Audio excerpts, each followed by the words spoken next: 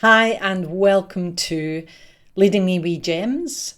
Today, we're going to talk about what is your relationship with your ego. And this is an interesting one because it came about when I was chatting to someone the other day about the Leading Me ladder of leadership. And it's not the first time that we've chatted about this. And it dawned on me that some people really do have a problem with the word ego. So I thought I'd tackle this one straight off. So, Leading Me Ladder of Leadership, for those who have maybe not tuned in before, is a ladder that doesn't go up and down and it doesn't go from one side to the other. It goes from one side into the middle and then the other side into the middle. And that middle ground is what I call leading me. That is where we are response able and we're balanced and we take accountability for our behaviour. And sometimes we're in that area, sometimes we're not.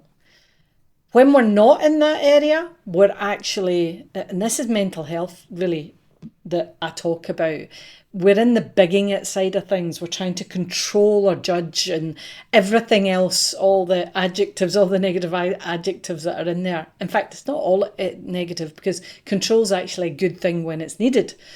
However, we big it up. We're in the side of bigging it up. I'm right, you're wrong. Okay. And then there is the other side of this, which is the belittling, and that is the blame and victim. But you don't understand what I've had to go through. I can't believe what they have done to me. So I've got a couple of tools that when we are out in the outskirts of this that can bring us back to the middle. One's called the 4 hours release model. So when we're in the belittling side, we move into the centre using the 4 hours release model.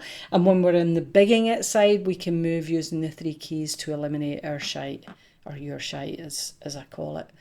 So what's all this about? Well, I was having the discussion about it and the person was getting really defensive and I couldn't really understand why, because we've talked about the model before and yes, they had got defensive before about it, but when I explained it, I thought they got it, but they didn't. And they were reeling against the word ego. So that's what I want to talk. Well, what is within you that you react to the word ego? What is it within you that you call others out on their ego? And I'm going to talk about this because we all have egos and yet we talk about it as a bad thing. And egos had a really bad press. There is the downside of it, right?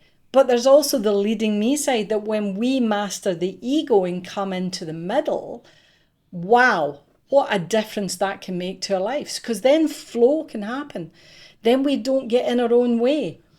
But when we have an unbalanced ego, and that's the two sides that I talked about earlier, then that can cause us a lot of pain, anguish, stress, anxiety. So it was really interesting that this person reacted the way they did.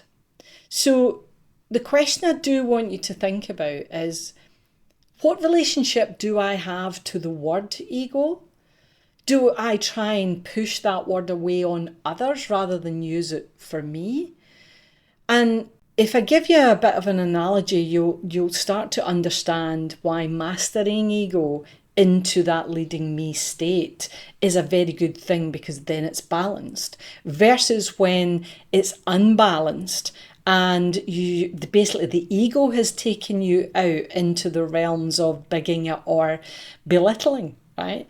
So imagine you're in a movie and you're in watching everything that's going on and oh my God, I got a fright of my life. So I've just reacted to being frightened and that's really funny. That's really good. And they're reacting to something funny that's going on. Oh my God, that's so sad. I'm now reacting to sadness that's going on. I am in the movie and I'm reacting to everything. But then I hear a packet rustle and out I come from the movie and I look down and I see that a couple have arrived. I never even noticed them come in. And yet there are 3 rows in front of me. They've come in because they weren't there before. And they're now eating something and rustling. And now I'm out the movie, I can see them. And I can see the movie and I'm watching the movie, but I'm seeing them too. And I'm seeing everything around. So I see the lights, the dim lights. I see what's been projected on the screen. I even see my other half sleeping beside me. Great, we're going to have a great conversation about this movie, right? But being in the movie, we miss so much because we react. We don't have time. When we're out of the movie, we have lots of time to choose our reactions. And it was funny, he had gone straight into the movie and was reacting to the word ego. So when you hear the word ego, do you go in the movie? Because when we're in the movie, we're actually in the sidelines. We're in the bigging it up or the belittling part of the ladder of leadership. When we're out of the movie, we're now right in that centre ground. If you imagine the column of your body is that centre ground. I'm now balanced. I can choose what reactions I want to have. But when I'm in the movie, I can't do that. So we had a discussion about his reaction to the word. And then we had a conversation around the word ego. And what was happening was he had associated the word ego as a bad thing, as many do. This isn't just him. It's a bad thing. I don't want to associate myself with it. So he was pushing it back at me. He was saying things like, well, I don't understand what you're saying. Right? And it wasn't that he didn't understand. He didn't want to hear what I was saying because he didn't like the word. So if you're in that situation and you big it up and blame others for having a bad ego, then understand that that's just the unbalanced ego, right? We all have ego. And I'm on a crusade to get people to stop saying things like, I think we should leave ego at the door before we go in here. I think, well, we should leave our egos at the door, which really means get in your box and don't be absurd while you're in there and don't behave badly while you're in. That's basically what people are saying. But they blame it on the ego. And in actual fact, it's a behaviour that you have allowed the ego to master you. And I know this will push a few buttons. And I know there's a few people that will feel the same as the other person did when I was talking to them. That ego is a bad thing. No, it's not. No. It's not a bad thing. Ego's actually quite a good thing. It's good when we master it and it is sitting in that middle ground. It helps us do things. It helps us take our time. It helps us understand where we want to be and go for it. Allows us to take the action. That's when it's balanced. When it's unbalanced, then it's untethered, it's bad behaviour, it's not good for the people around us, and it's not good for me, right? And you. Hi there. I just thought I'd pop in and say if you're really enjoying this sort of content and you're thinking to yourself, I'd love to take myself to the next level, then come and join our Dare to Shine Your Brilliance community. In there is for leaders and aspiring leaders. And as I always say, leading me, we're all leaders.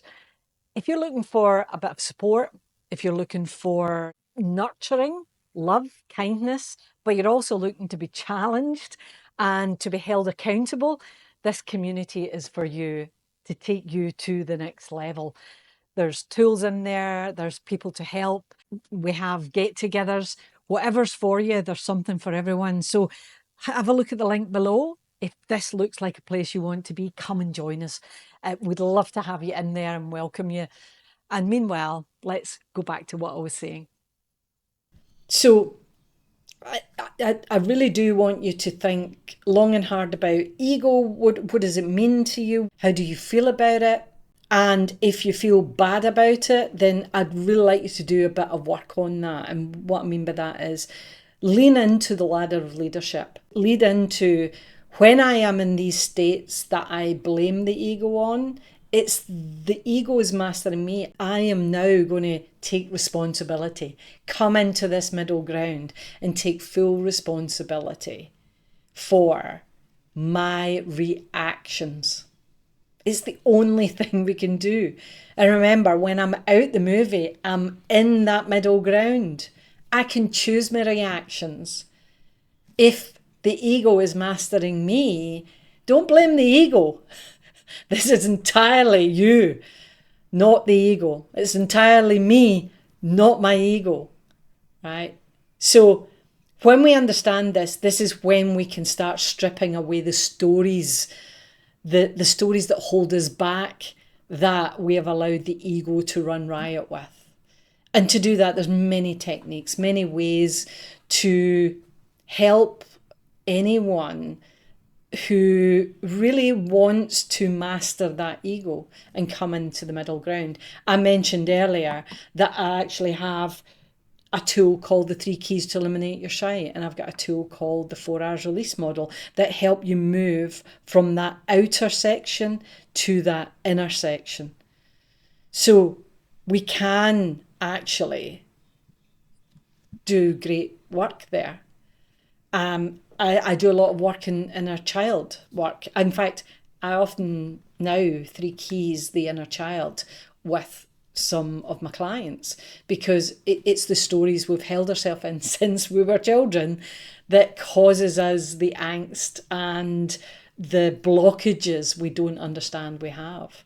And the more we clear that, and remember what that actually is emotions that are stuck in our body.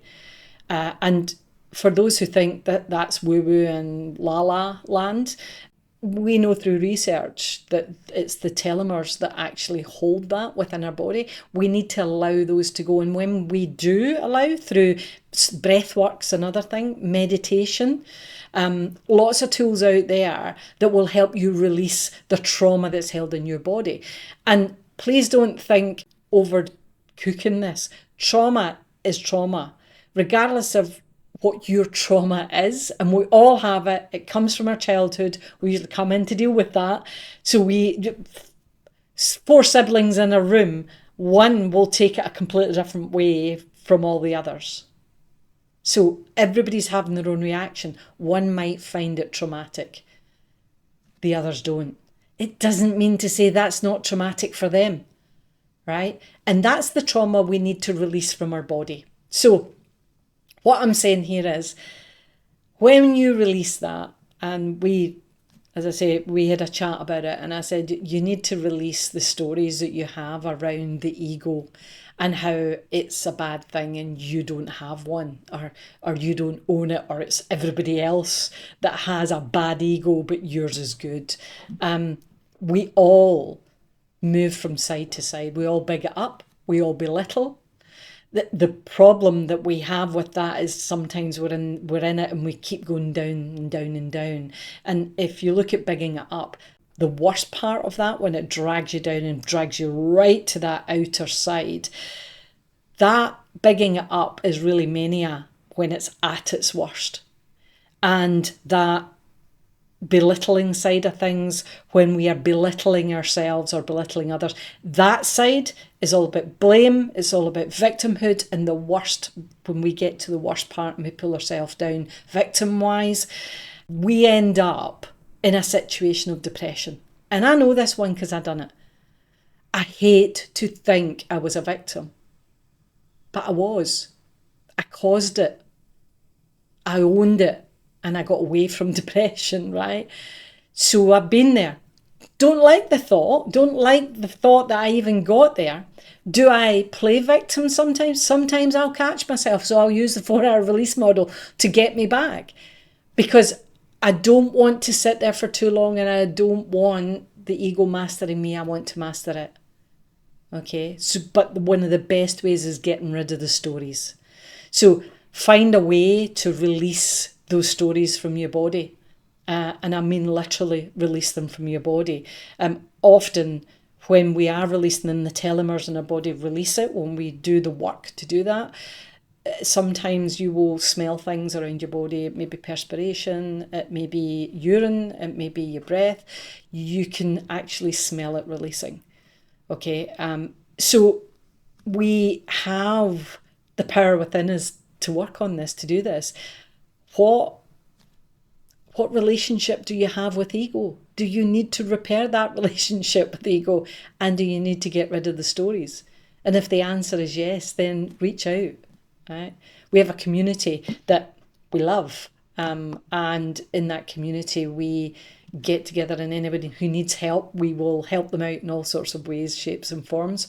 So it's called Dare to Shine Your Brilliance Community.